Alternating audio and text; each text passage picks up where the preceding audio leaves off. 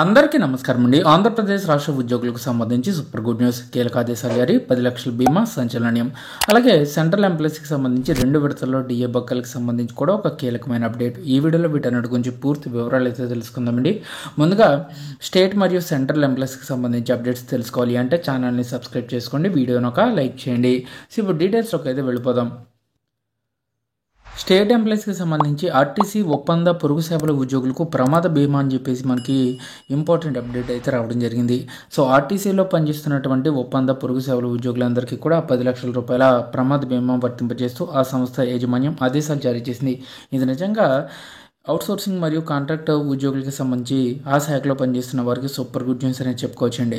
అద్దె బస్సుల డ్రైవర్లు, అవుట్సోర్సింగ్ డ్రైవర్లు, ఏసీ బస్సుల్లోని అటెండర్లు, బస్ స్టాండ్లు, గ్యారేజీలు, ఆర్టీసీ కార్యాలయాల్లో పనిచేసే స్వీపర్లు, ట్రాఫిక్ గైడ్లు, కౌంటర్లలో బస్ టికెట్లు బుక్ చేసే సిబ్బంది, ఇతర ఉద్యోగులు అందరికీ కూడా ఇది వర్తిస్తుందని పేర్కొంది.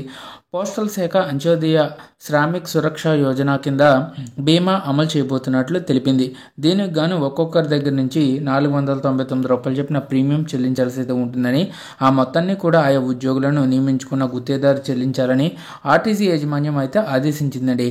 ఈ మేరకు ఈడీ అప్పలరాజు అన్ని జిల్లాల ప్రజా రవాణా శాఖ అధికారులు, జోనల్ ఈడీలకు ఆదేశాలు అయితే జారీ చేయడం జరిగింది.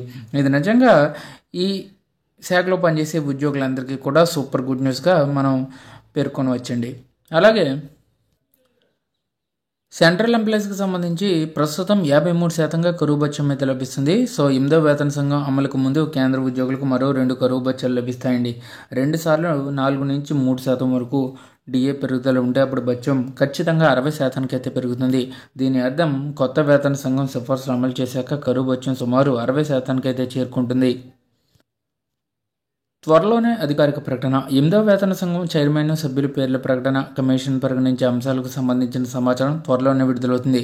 కాగా 7వ వేతన సంఘం 2016లో ఏర్పడింది. 2026 జనవరి 21లో 8వ వేతన సంఘం సిఫార్సులు అమల్లోకి వస్తాయి.